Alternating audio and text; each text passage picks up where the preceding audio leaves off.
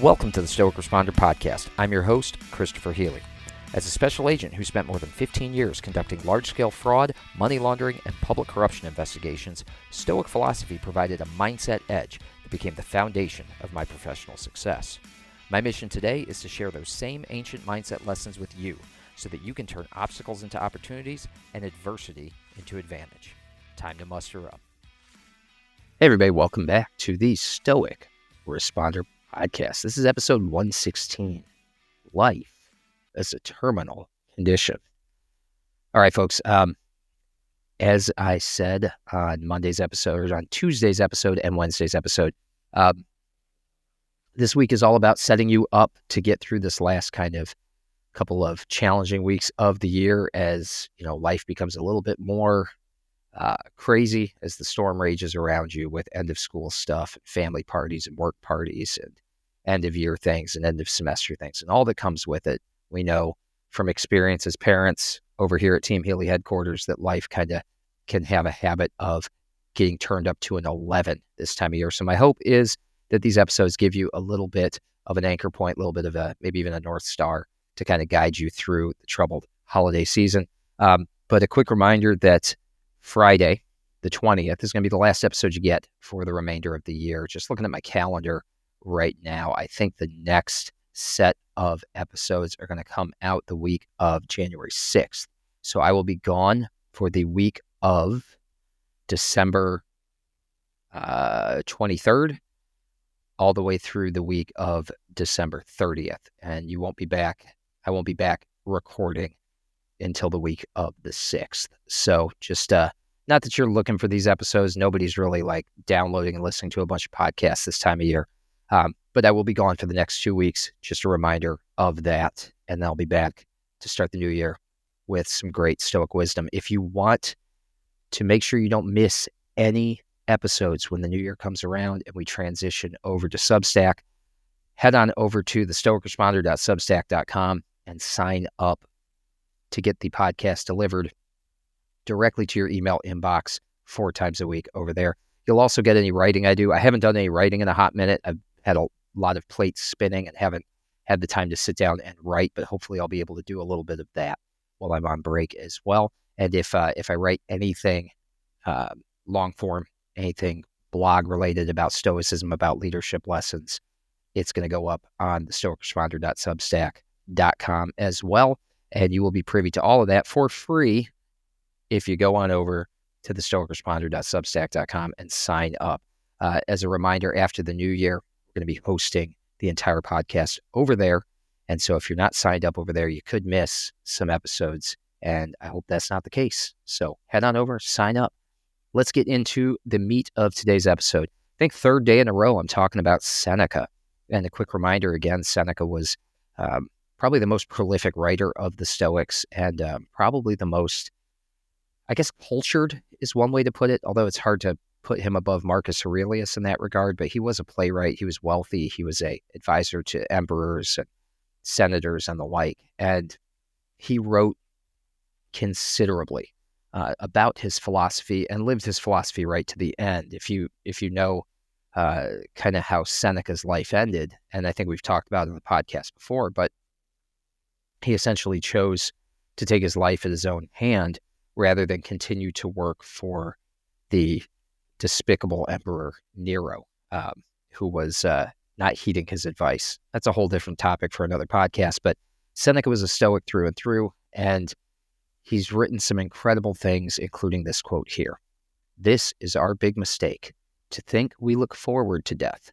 Most of death is already gone. Whatever time has passed is owned by death." This is one of my favorite Seneca quotes. We, of course, know that the Stoics talked a lot about life and death, memento mori being one of those kind of Stoic phrases that we all recognize and are aware of, meaning, you know, remember you will die. And memento vivere, meaning remember to live. Those both are kind of two sides of the same coin. They're a reminder that, as the title of this episode says, life is a terminal condition. You know, I've heard it said that we're all born with the same terminal condition, and that is life. However we check out, however we end our lives, however our lives come to pass, we're all born with the terminal condition. The only true thing of all of us who are on this earth right now is that none of us are going to be here forever. So according to Seneca, this fundamental error occurs when we assume that death is in the future. Seneca asks us, turn that on its head. Death isn't in the future. It's literally happening right now. No, I don't mean the people around us, the people in our community, the people in our country, the people around the world who are passing away, who are expiring. What I'm talking about is every single day as time passes, as the seconds of the clock tick by, we never get to live those again. So again, we're all born with a terminal condition. And if you look at it that way, you are suffering from a terminal disease right now. That terminal disease is called life. And every single day, you're dying, essentially. That's what Seneca's saying. He's saying every single day that passes by is the day you can never get back. It is owned by death. You don't die at some future date.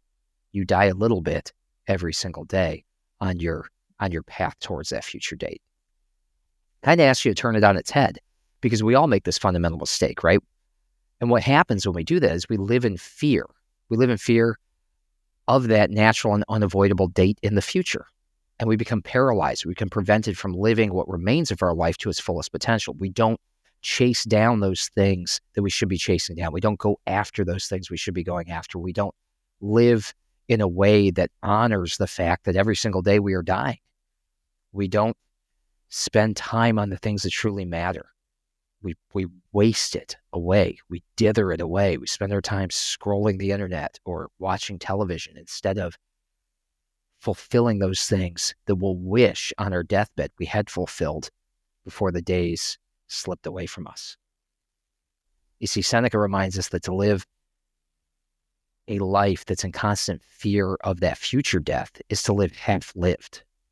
It's to live a life that's devoid of boldness and vitality that define the true human existence. To live fully means to embrace the challenges, the uncertainties with courage and resilience. It means to go after and do that bold thing that you've always wanted to do. It means to pursue your passions, your dreams, your aspirations without hesitation, without reservation. It means facing your fears head on, acknowledging their presence, but refusing to let them dictate your actions or define your destiny. It's only when we confront our mortality, when we recognize and accept the inevitability of our death and recognize and accept that we are losing our lives every single day, that we can truly appreciate the preciousness and fleetingness of this life. That's what Seneca is telling us. And then, rather than allowing fear to hold us back, we begin to seize each moment as an opportunity to make a meaningful impact, to pursue our goals with determination, to cultivate relationships and experiences that are going to enrich our lives and the lives of others. We've got to stop kicking the can down the road. We've got to stop pretending that there is more sand in the hourglass than there is. Because every single day, look at an hourglass, watch it. It doesn't stop. The grains of sand keep moving. Gravity continues to pull until the sand is gone. The hourglass doesn't go empty all at once. The hourglass goes empty. Drip by drip by drip. So too, this terminal condition we call life. Now, I've done some great things that are they're bucket list items for me, things that I've had the experience and have, cherished the experience. And I've had people come up to me and say, someday I'm going to fill in the blank, do an Ironman. Someday I'm going to do an ultramarathon. I wish I could do X, Y, and Z. And I recognize that I do that to others as well. I'm not setting myself above anyone else. I'm just saying those are examples of things that I've done and accomplished that others tell me they wish or would like to do. And my answer always is, start now. Why haven't you? Oh, well, I don't have the time. I don't have the ability. No, you don't get it. When you say you don't have the time, you're saying you don't have the time, meaning I don't have the time to train, or I don't have the time to devote to doing that thing. But if it's something that you truly desire to do and want to do, what you really don't have is the time in your life to wait. And that's the difference. We have to stop fearing we have to stop thinking about death as this future occurrence and start recognizing it for what it is. The sands in the hourglass dripping minute by minute, hour by hour, day by day away from us. And that every day that we don't take advantage of the sand in that hourglass is a day that it's gone forever. We're dying every single day is the point. So when people come up to me and they say, I'd love to do that someday. Well, why not today? Why not now? Start now. Because someday isn't a date on the calendar. And every day between now and that day is a day that you can never get back. That's what I got for you, folks. I was kind of hoping that would be impactful because as we always do this time of year, people start thinking about resolutions. They start thinking about New Year's. And what I like to tell folks, again, don't save your resolutions for the new year. Don't save your resolutions at all, in fact. As Marcus Aurelius said, stop arguing about what it is to be a good man and be one. We can apply the same thing to everything in our lives. The sand is moving through that hourglass, whether you like it or not. Stop treating life like it is an eternal condition. Start treating everything on your bucket list like they are truly things that a dying man or woman has to do. And start getting urgent, and you'll start accomplishing a hell of a lot more. All right, folks, leave you with a journal prompt. I don't think I left you with one yesterday. I just left you with some pointers, but we'll do a journal prompt today. As we said, time gone is owned by death. So write this one down.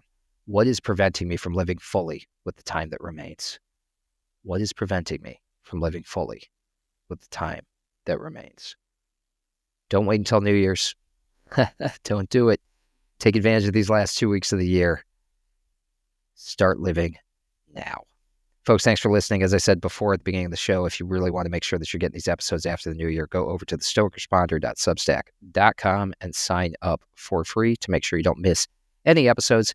And if you're still looking for a last-minute Christmas gift, get on Amazon and order a copy of In Valor 365 Stoic Meditations for First Responders. It's available, as I said, right now on Prime.